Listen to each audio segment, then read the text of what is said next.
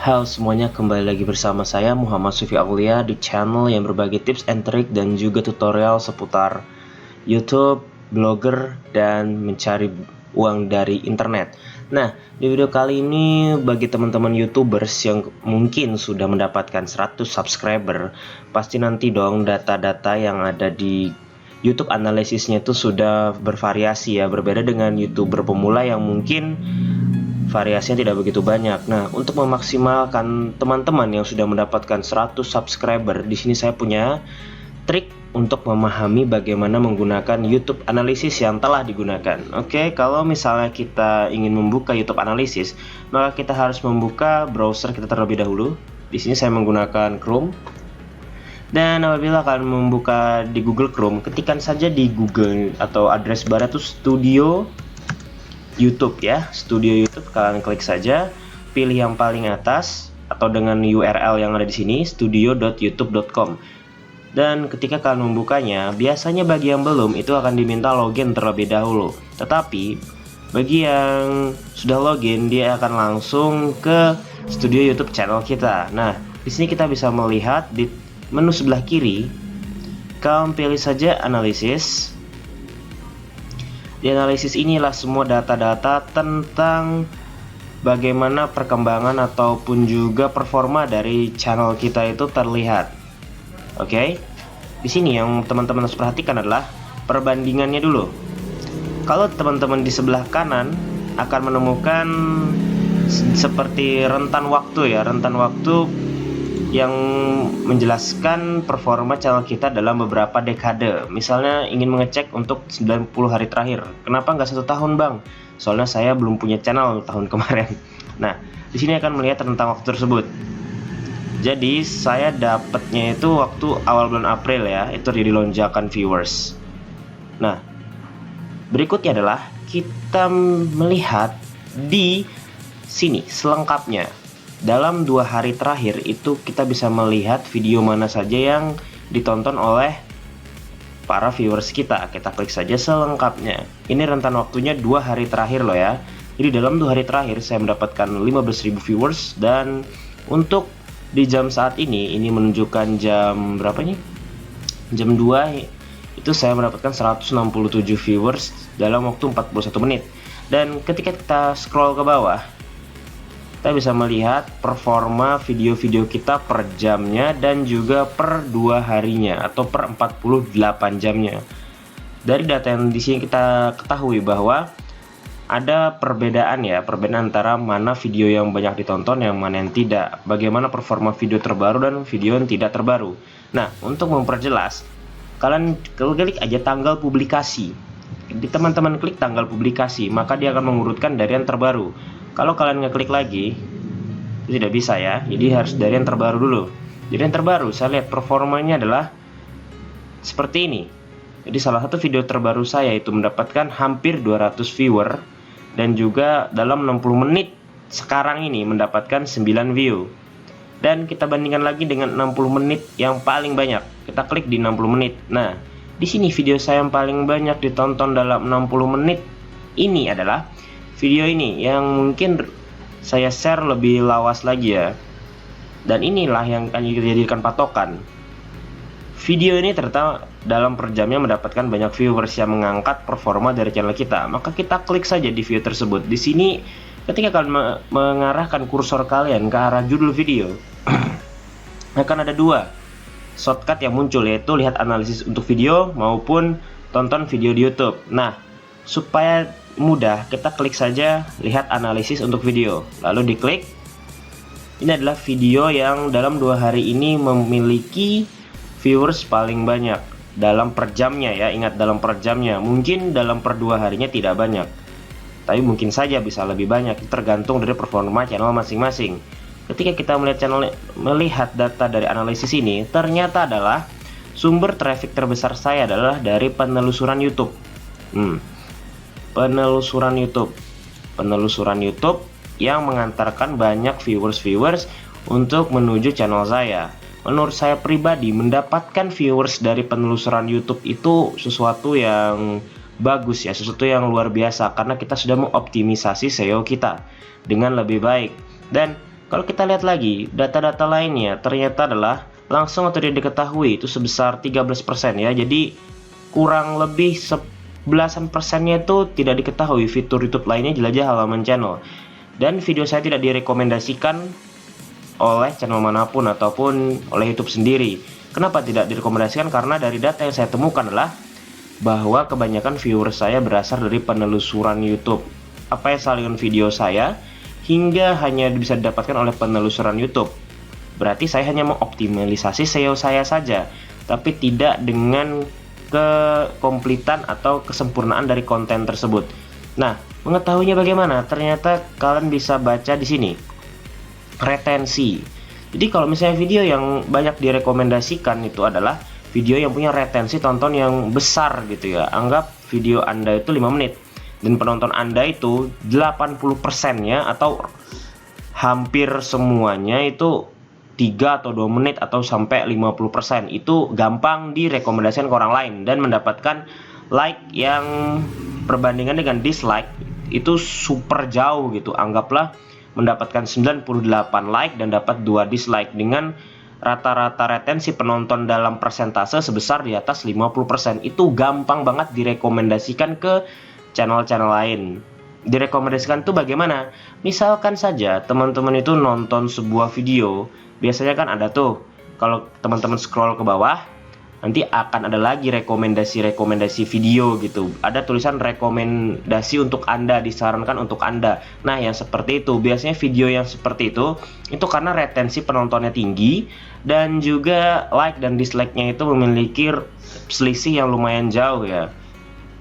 Itu apabila teman-teman tidak memaksimalkan di SEO-nya. Jadi kalau misalnya viewer saya itu sedikit dan saya lemah di SEO dan konten saya itu ternyata sangat membosankan, maka itu sulit gitu. Dan bagaimana kita harus memaksimalkan sebuah konten atau sebuah video yang akan dibuat? Di sini karena saya menggunakan tab body ya, akan lebih mudah. Di sini saya akan membuka YouTube.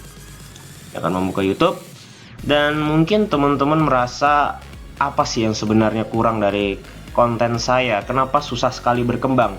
Pertama adalah kalah di mesin pencarian ataupun juga tidak direkomendasikan oleh channel lain. Misalnya di sini saya ingin mencari tutorial make up misalnya, di tutorial make up. Oke, karena saya menggunakan tab body. Oke, untuk lebih jelasnya mungkin saya letakkan linknya di atas ya.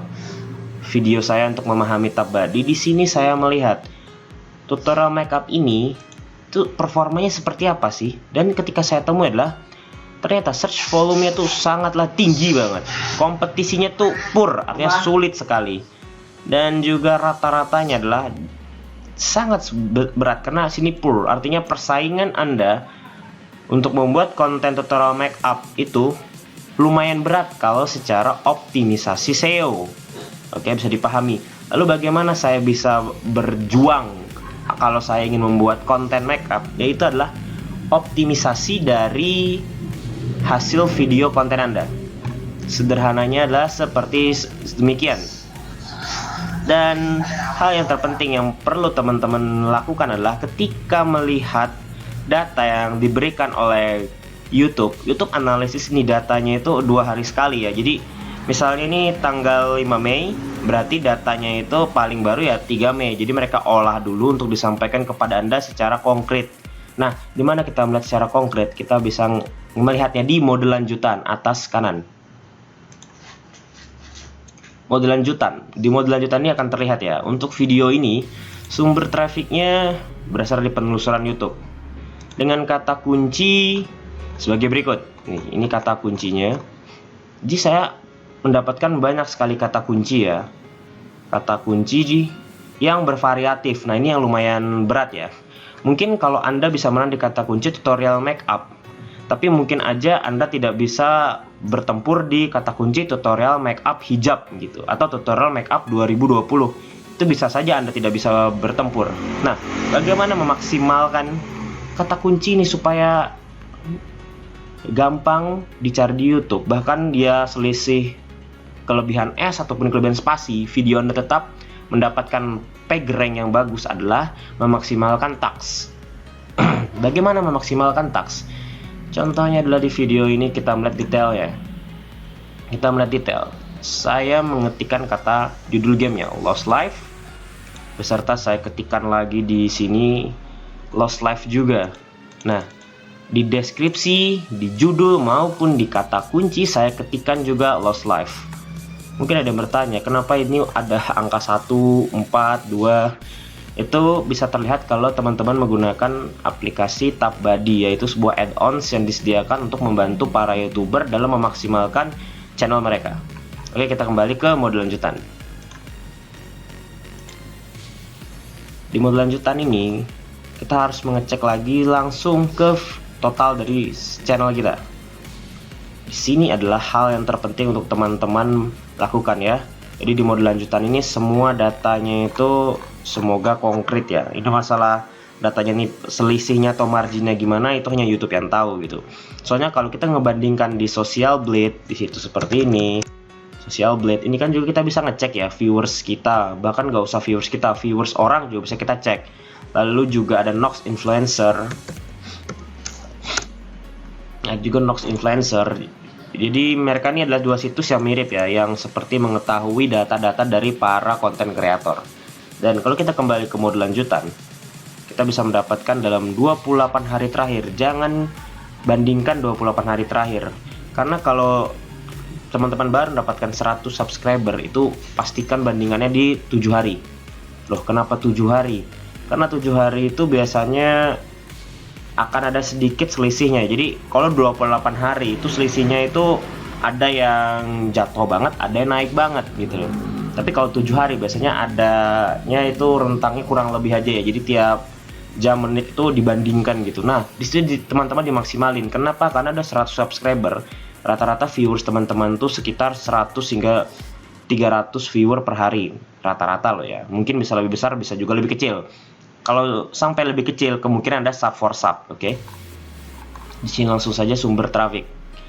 Kita pastikan sumber traffic inilah yang akan kita mainkan untuk membuat konten berikutnya. Dan ternyata adalah konten kita tuh paling banyak didapatkan oleh penelusuran YouTube. Sampai berapa persentasenya itu? Sampai 51% viewer saya berasal dari penelusuran YouTube. Artinya saya sukses mengoptimalisasi SEO saya dan juga halaman channel.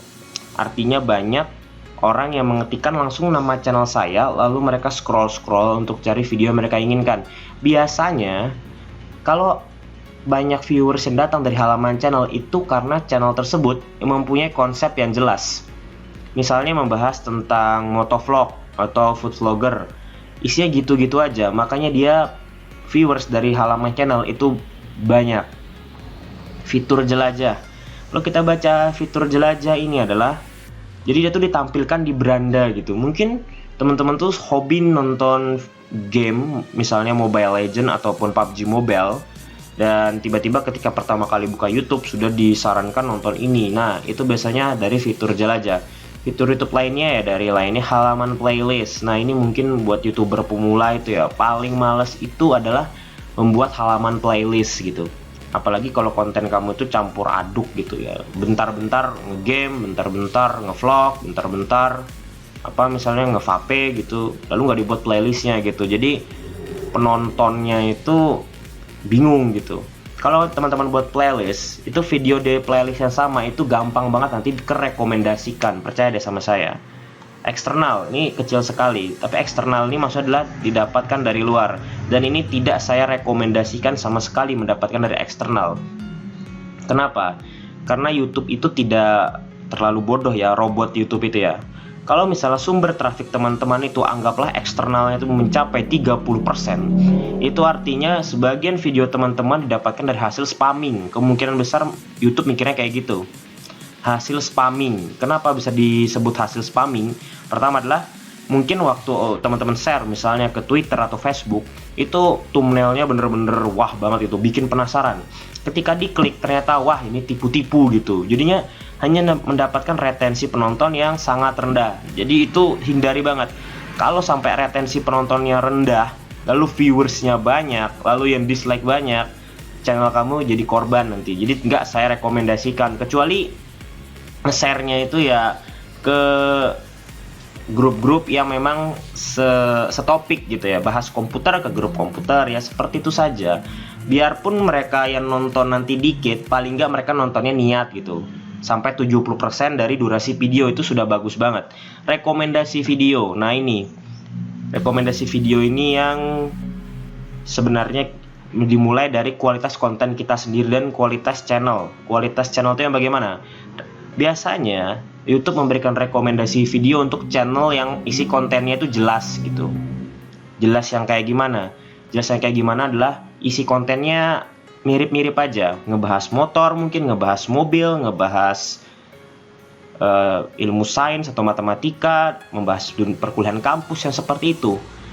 Dan itu akan sangat mudah sekali mendapatkan viewers dari rekomendasi video. Notifikasi, ini dari mereka yang lonceng ya. Lonceng playlist. Playlist ini adalah sama kayaknya dari kayak halaman playlist, bedanya dia ini langsung buka playlistnya langsung. Layar akhir itu kalau misalnya teman-teman abis nonton ya, biasanya itu ya ada muncul kotak-kotak direkomendasikan video lain. Nah, ini dia. Jadi kalau sampai layar akhirnya ini banyak, berarti banyak viewers Anda yang nonton video Anda sampai habis gitu. Dan juga merasa mantap melihat channel Anda karena dapatkan rekomendasi dari layar akhir lagi.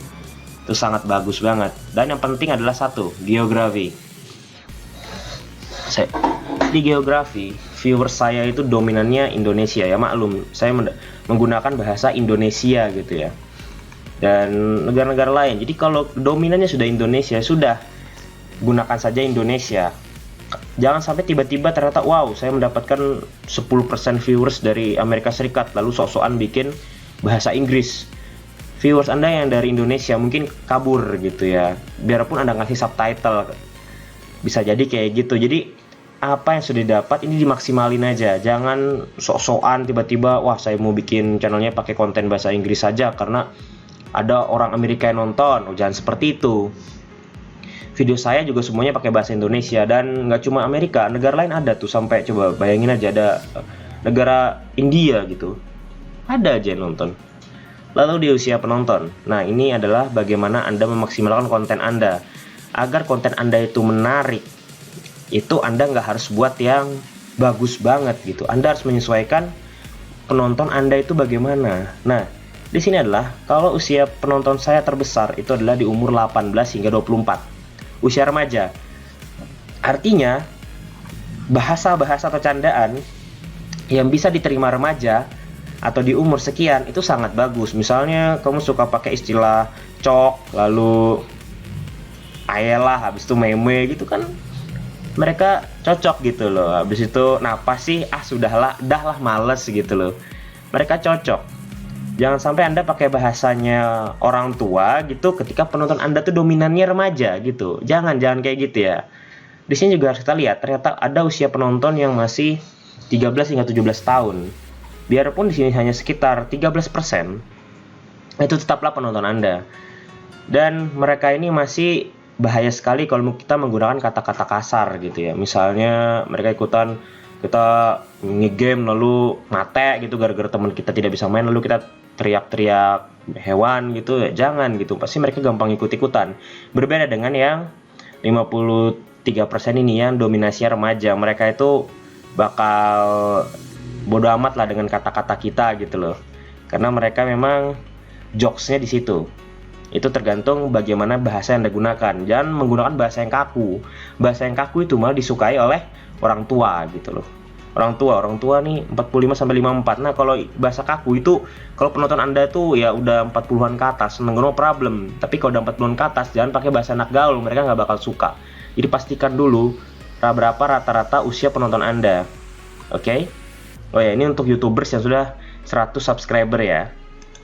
Gender penonton ini juga penting sebenarnya sih ya, karena ada jokes yang disukai laki-laki tapi nggak dipahami wanita, ada juga jokes yang wanita semuanya ngerti tapi laki-laki ngerti juga sebenarnya. Hebat ya laki-laki ini ya. Nah, di sini kelihatan kalau seluruh penonton saya itu dominasinya pria semua. Artinya kalau kita menggunakan jokes-jokes yang agak disukai laki-laki, itu mereka akan senang dengan channel kita, konten kita, dan meningkatkan retensi penonton. Seperti itu sangat menarik ya. Jadi kalau terlihat kalau gender penonton kita itu kebanyakan dari kaum Adam, maka maksimalkan konten Anda, bahasa konten Anda untuk kaum Adam.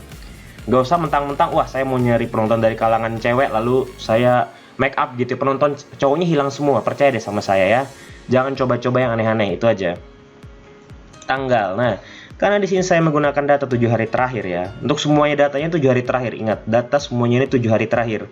7 hari terakhir ini data kalau Anda itu sudah mendapatkan 100 subscriber ya. Kalau Anda menggunakan data 28 hari terakhir, itu nggak saya rekomendasikan untuk dipahamin.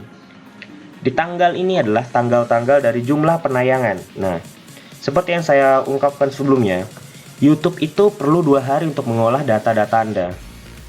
Di sini terlihat bahwa penayangan saya itu di atas 5.000 views per hari. Dengan waktu tonton jam tuh sekitar 80 jam, 70 jam. Anda 17%. Durasi tonton rata-rata adalah sekitar sekian. Nah, ini juga harus teman-teman pahami. Jadi gini loh. Kenapa durasi tontonnya cuma dapat segini? Itu karena teman-teman mungkin kebanyakan basa-basi ya. Kalau misalnya channel teman-teman itu tutorial, langsung aja tutorialnya, nggak usah basa-basi seperti tutorial memperbaiki HP Nokia, lalu teman-teman ngejelasin HP Nokia adalah perusahaan yang dari Finlandia, yang seperti itu, yang nggak usah ya. Kenapa saya bilang nggak usah? Mereka itu lagi urgent gitu. Biasanya cara memperbaiki HP Nokia mereka tuh urgent, penting banget, tak mau taunya gimana caranya. Nggak mau mereka kuliah 2 SKS di channel YouTube mereka masing-masing gitu ya. Itu hindarin aja yang kayak gitu. Apalagi kalau teman-teman tutorial, kecuali review, nggak masalah. Review itu orang bakal dengerin karena memang nggak mau salah pilih, nggak mau salah langkah gitu ya. Jadi konten ini menentukan sekali pilihan konten. Status subscription, dan yang ini yang paling penting sekali. Kenapa saya bilang paling penting adalah asal penonton kita itu tadi sudah terlihat dari penelusuran YouTube, rekomendasi video, dan lain-lain. Tetapi apakah mereka adalah subscriber kita atau bukan? Kalau subscriber kita, dia nggak akan datang dari penelusuran YouTube, rekomendasi, ataupun hal-hal lain. Mungkin datangnya dari halaman channel. Dan di tempat saya terlihat bahwa ada sekitar 80% penonton saya bukan berasal dari subscriber saya, tetapi mendapatkan dari sumber traffic yang lain seperti penelusuran YouTube dan lain-lain. Artinya apa? Kemungkinan besar konten kamu itu mereka hanya lagi perlu aja dan tidak melakukan subscribe. Kenapa nggak di subscribe? Karena mereka hanya mencari kontenmu, bukan suka dengan channel kamu ya.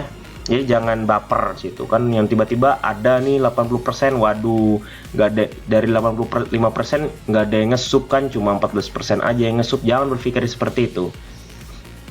Kita harus pahami mereka itu mencari konten di YouTube itu karena mereka perlu, dan kalau memang mereka suka pasti mereka subscribe. Jadi kamu gak usah teriak-teriak lagi subscribe, like, share, komen, itu nggak usah. Mereka udah pinter. Apalagi kalau penonton kamu dari gender penonton yang udah dewasa ya, usia penonton kamu itu dewasa semua, lalu kamu dikit-dikit ngulang-ngulang subscribe like. Mereka itu tidak bodoh-bodoh amat gitu loh. Kalau mereka suka pasti di sub, percaya deh sama saya, gak usah aneh-aneh. Lalu berikutnya adalah sumber.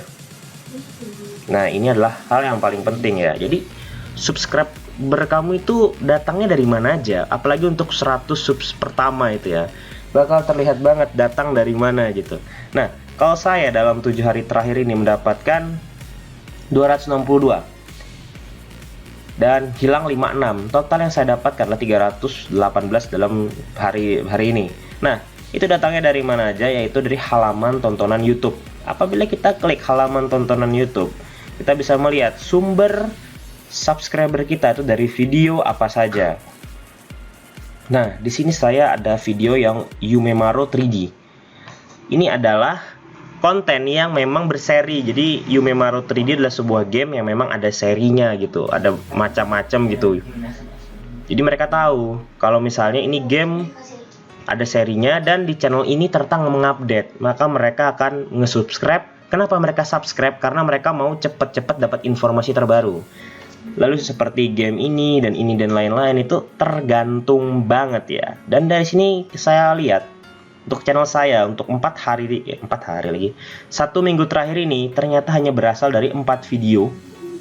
Dan ini menurut saya hal yang harus jadi pertimbangan saya. Berarti video-video saya yang lain itu sudah menghasilkan subscriber, tapi itu nggak masalah selama masih menghasilkan viewers. Oke? Dan ternyata datang dari penelusuran YouTube. Nah, ini penelusuran YouTube itu artinya adalah ini hal yang keren sih menurut saya. Kenapa? Karena ketika kita penelusuran YouTube sampai beberapa kali, ternyata kita menemukan channel yang sama. Itu bagi para viewers itu keren gitu. Wow, ini kok ini terus yang muncul, berarti ini rekomendasi banget nih channel. Lalu mereka langsung nge-sub. Feed subscription, fitur interaktif. Nah, ini saya kurang ngerti ya fitur interaktifnya seperti apa. Mungkin di sini ada di itu loh. Kalau kalian lihat di layar akhir, nanti kan ada rekomendasi dan ada juga kotak channel kita gitu. Mungkin itu yang dimaksud dengan fitur interaktifnya ya. Sumber subscription ini akan sangat membantu sekali teman-teman untuk mendapatkan subscriber lebih. Apalagi kalau misalnya subscriber teman-teman itu datang dari mereka menyukai subscriber teman-teman itu sendiri. Tapi perhatikan juga, ada juga subscriber yang hilang ya. Nggak hanya subscriber yang datang, yang hilang pun ada. Dan ternyata yang hilang pun juga dari yang sama gitu, dari halaman tontonan YouTube. Dan kalau misalnya itu terjadi, itu karena satu, mungkin di video Anda menjanjikan nanti ada update. Kalau mau dapat update, subscribe. Ternyata sampai sebulan nggak ada update. Nah, mereka tuh kesal. Bisa jadi seperti itu. Jadi pahami semuanya. Berikutnya adalah playlist. Di playlist ini adalah kita bisa melihat playlist mana sih yang sebenarnya paling disukai penonton. Dan kita bisa melihat kurva yang memperlihatkan playlist mana saja yang sedang disukai penonton dalam 1 minggu ini.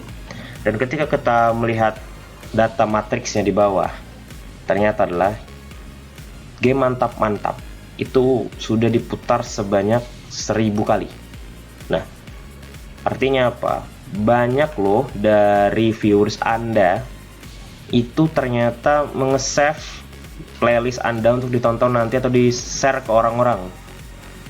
Ini sangat membantu banget ya, sumpah ini membantu banget. Jadi buat YouTubers yang memang agak gimana ya, bagi saya agak malas menambahkan playlist maupun menambahkan kata kunci seperti ini, itu sangat sulit sekali gitu ya. Jadi jadi YouTubers itu setiap bikin konten, perhatikan kualitas memang penting, tapi perhatikan juga kelengkapan gitu ya. Jangan sampai deskripsinya dikosongin lah, apalagi ngosongin judul, nggak mungkin ya, nggak bisa. Deskripsi itu jangan sampai kosong.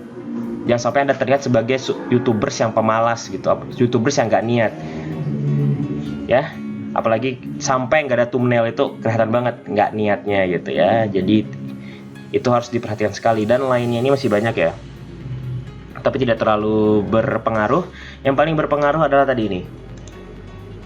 Kita keluarkan saja mode lanjutan. Yang paling berpengaruh adalah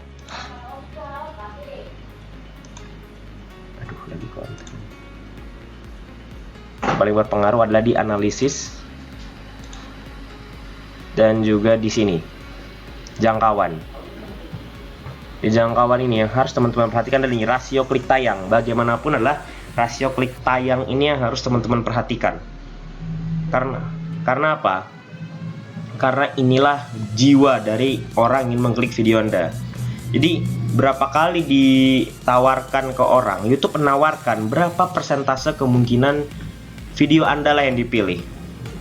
Misal di pencarian, saya mendapatkan page rank nomor 3 misalnya. Tapi ada viewers yang mengabaikan nomor 1, 2 untuk ke tempat Anda, dan itu luar biasa sekali. Itu biasanya ya karena satu, judul Anda jelas. Jadi jangan judulnya aneh-aneh gitu ya. Jangan ikutin YouTuber yang sudah sukses, yang artis, apalagi yang artis ya. Itu kan mereka bikin judul tuh kan sebenarnya nggak kita klik di kata kunci ya. Misalnya judulnya dia siapa gitu, nggak ada kita nulis dia siapa di kata kunci gitu, kecuali gabut banget gitu. Rasio klik tayang ini sangat berpengaruh. Itu artinya apa? Video Anda itu benar-benar ingin mereka tonton. Semakin tinggi rasio klik tayang, maka semakin pula YouTube merekomendasikan video Anda dibandingkan dengan retensi dan juga jumlah like dan dislike. rasio klik tayang ini yang akan membuktikan seberapa jauh performa channel Anda tersebut. Dan di bawahnya lagi juga masih ada data yang lain, tapi ini datanya sama seperti model lanjutan tadi, tapi ini cuma data secara summary atau kesimpulan, dan itu nggak usah teman-teman pikirkan terlalu banyak ya, karena yang paling penting adalah bagaimana teman-teman memaksimalkan data yang telah diberikan YouTube di mode lanjutan. Ingat, data yang diberikan YouTube itu benar-benar akurat karena harus menunggu 2 hari. Sedangkan kalau teman-teman cek di Social Blade, Nox Influencer, itu mungkin nggak terlalu akurat ya. Ada selisih yang kemungkinan besar data dari YouTube itu jauh lebih bermanfaat. Oke, itu aja tentang bagaimana cara analisis YouTube untuk YouTuber 100 subscriber. Dan sekian dari saya. Ada pertanyaan silahkan komentar. Saya Muhammad Sufi Aulia dan sampai bertemu di video lainnya.